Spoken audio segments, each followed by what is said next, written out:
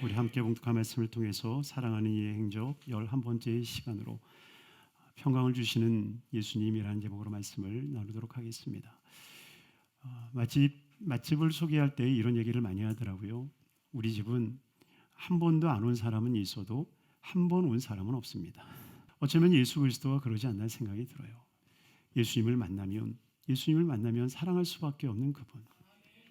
예수님을 만나지 못했기 때문에 사랑하지 못할 뿐, 예수님을 만나면 예수님을 사랑할 수밖에 없는 분인 줄로 믿습니다. 오늘은 평강을 주신 예수 그리스도께서 죽으시고 부활하신 후에 제자들을 찾아오셔서 그들에게 평강을 주신 이 사건을 통해서 우리가 주님을 사랑할 수밖에 없는 그 이유들이 무엇인지 우리가 한번 말씀을 나눔으로 인하여서 저와 여러분들에게 진정한 사랑의 은혜가 있게 되기를 주님으로 축원합니다. 첫째는 우리에게 나를 주신 예수 그리스도의 모습을 우리에게 보여주고 있는데요. 오늘 19절은 이렇게 시작을 합니다. 이날 곧 안식 후 첫날 저녁 때에 라고 말씀하고 있어요. 여러분, 이 성경은 태초에 하나님이 천지를 창조하시니라 라고 하고 말씀을 시작하고 있습니다. 하나님의 창조로부터 성경은 시작이 되어집니다. 그래서 하나님께서는 하늘과 땅을 지으시고 그 가운데 있는 모든 것들을 창조하셨음을 말씀하고 있습니다. 그런데 하나님께서는 모든 것을 창조하시되 더욱이 나를 창조하셨던 것을 보게 돼요. 그래서 저녁이 되고 아침이 되니 이는 첫째 날이라. 저녁이 되고 아침이 되니 이는 둘째 날이니라.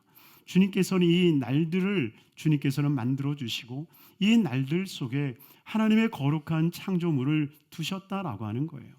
그래서 우리가 하나님께서 엿새 동안에 창조를 하시고 그리고 나서 제7일에 주님께서 안식하는 날을 허락하여 주시는데요.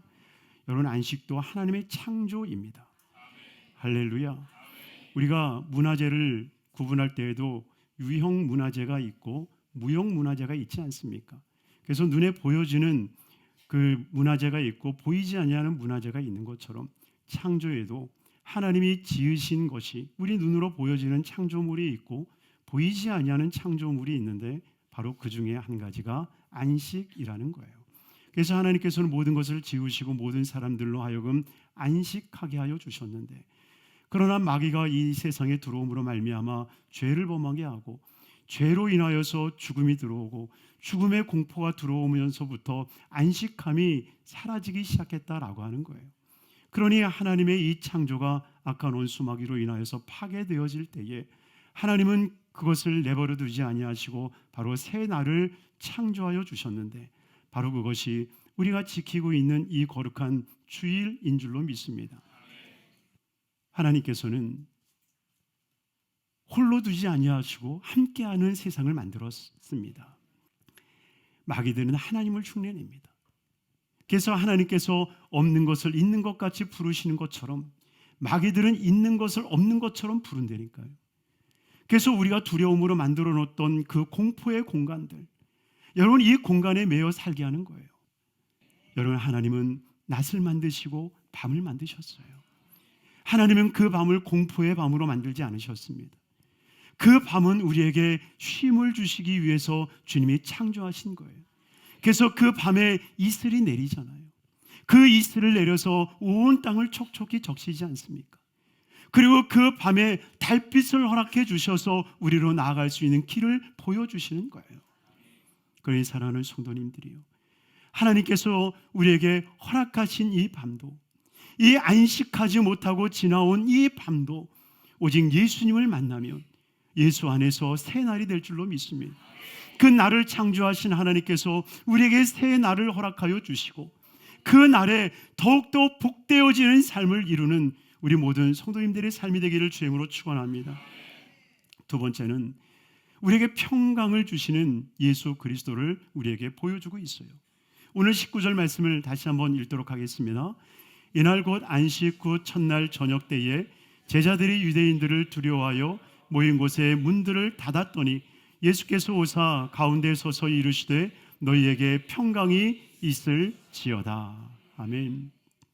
닫혀졌던 그 문 가운데 속에 주님이 찾아오셔서 말씀하시는 거예요. 너희에게 평강이 있을지어다. 그러니 우리에게 주신 새 날은 안식일이 아니라 평강의 날입니다. 그래서 구약에 나와 있는 이 안식일을 우리가 지키지 않고 주님 주의 날, 이 주의를 지키는 이 날은 바로 평강의 날인 거예요. 할렐루야. 그런데 이 평강이 어디로부터 온다고 말씀하십니까? 20절입니다. 20절 함께 읽겠습니다.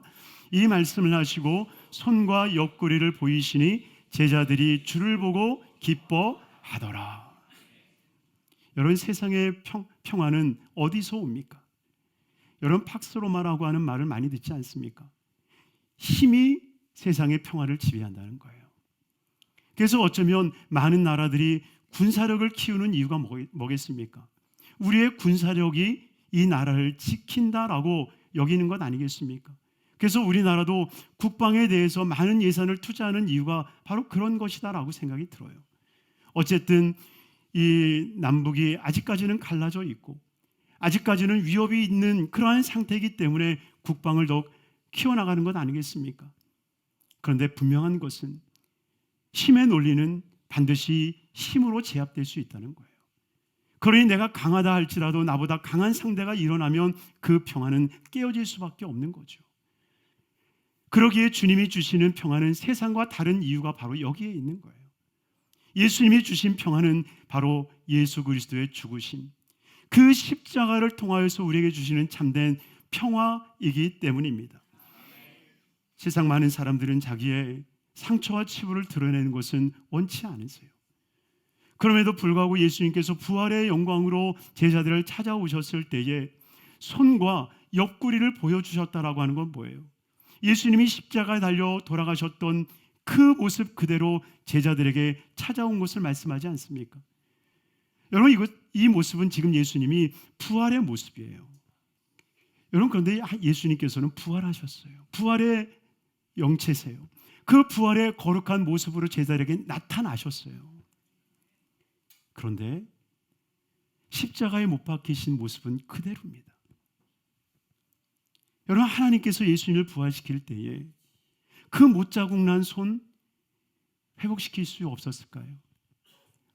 여러분, 옆에 찔렸던 그 창자국, 여러분 그것을 주님께서 치료해 주실 수 없으셨을까요? 그런데 예수님께서는 부활의 영광으로 다시 태어났음에도 불구하고 그 손과 그 옆구리는 여전히 십자가의 자국으로 두셨다라고 하는 거예요. 왜 그럴까요? 그 자국만이 제자들이 예수님을 알아볼 수 있는 유일한 길이었기 때문입니다. 이미 예수님이 죽었어라고 생각했던 그 제자들에게는 예수님이 와도 예수님으로 보여지지가 않는 거예요. 마치 그런 것 같겠죠. 많이 닮았네. 목소리도 많이 닮았네. 그러나 절대 흉내낼 수 없는 것, 못 박힌 손과 창에 찔린 옆구리라는 거예요. 그 모습 그대로 예수님께서 부활하심으로 말미암아 제자들에게 보이시는 거죠. 내 손을 보아라. 내 옆구리를 보아라. 예수 그리스도의 십자가의 죽으심, 그 죽으심으로 인하여서 부활하신 예수님의 모습을 제자들에게 보이시는 거예요. 그때 제자들이 뭐라고 말합니까? 기뻐하더라. 진정한 기쁨이 바로 여기에 오는 거예요. 죽음의 두려움에 사로잡혀 있었던 그 제자들에게 진정한 기쁨이 어디서 오느냐? 바로 예수 그리스도의 부활의 사건에서 오셨다라고 하는 거예요. 그러니 죽은 것 같은 그 죽음의 흔적이 있었던 예수 그리스도, 그분을 보는 순간에 그들 심령 가운데 하나님의 생명의 역사가 불어넣기 시작하는 거예요. 그래서 요한계시록 5장 9절 이하는 이렇게 말씀하고 있어요. 같이 한번 읽겠습니다.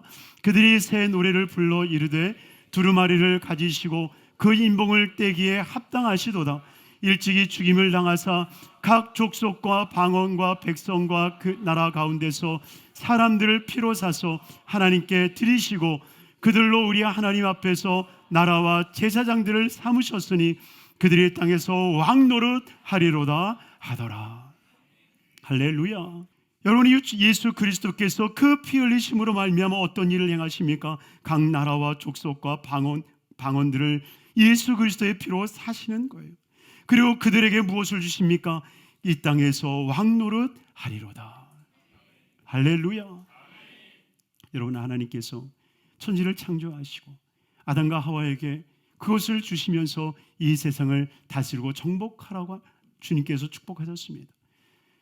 그러나 그 축복을 잃어버렸던 그들에게 다시 한번 주님은 찾아오시고 평강을 주시면서 그들에게 말씀하시는 거예요. 여러분, 우리가 죽어서 저 천국에 가서 왕노릇하는 게 아니라 바로 뭐라고 말합니까? 이 땅에서 왕노릇하리로다.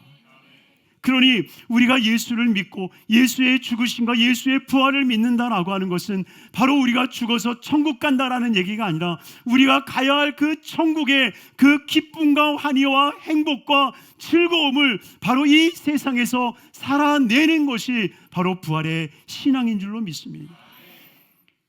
이 땅에서는 고난 가운데 살다가 저 천국 가서 하나님의 주시는 은혜의 삶을 사는 게 아니라 바로 이 땅에서 사는 동안에 바로 하나님이 주시는 그 놀라운 생명력을 통해서 바로 왕노릇하며 살아갈 수 있는 이 은혜를 주님께서 허락해 주시는 거예요.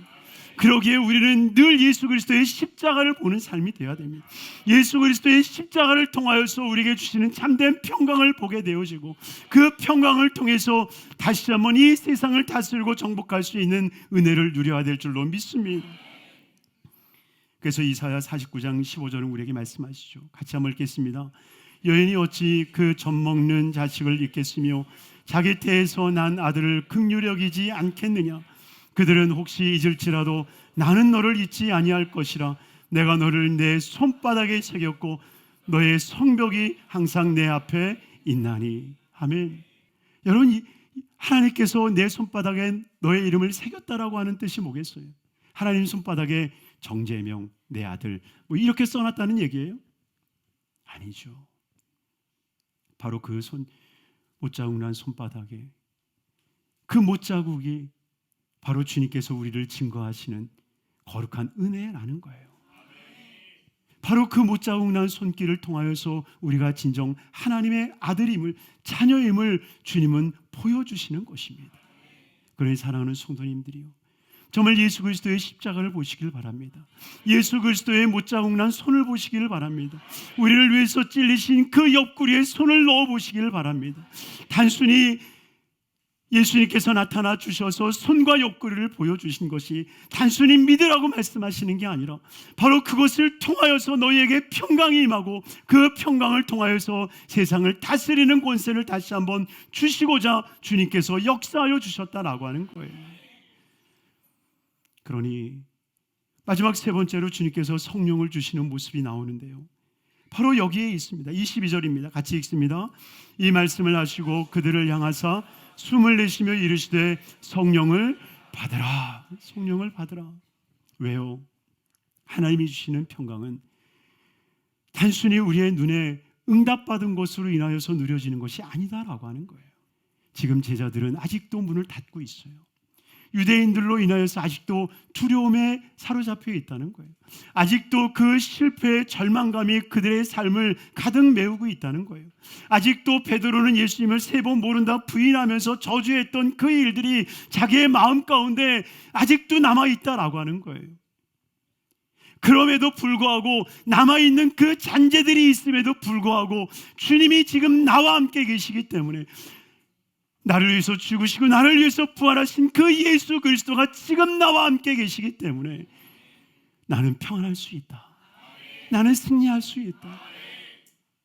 여러분, 정말 이것이 주님께서 우리에게 주시고자 하시는 은혜임을 깨닫기를 주님의 이름으로 축원합니다. 그래서 주님이 다시 한번 우리에게 주신 이 샬롬, 하나님께서 다시 한번 우리에게 주신 이 평강은 우리의 삶으로 인하여서 움직여지는 평안이 아니라 이 세상을 정복할 수 있는, 삶을 정복할 수 있는, 우리의 감정을 정복할 수 있는, 우리의 환경을 정복할 수 있는 하나님의 은혜인 줄로 믿습니다.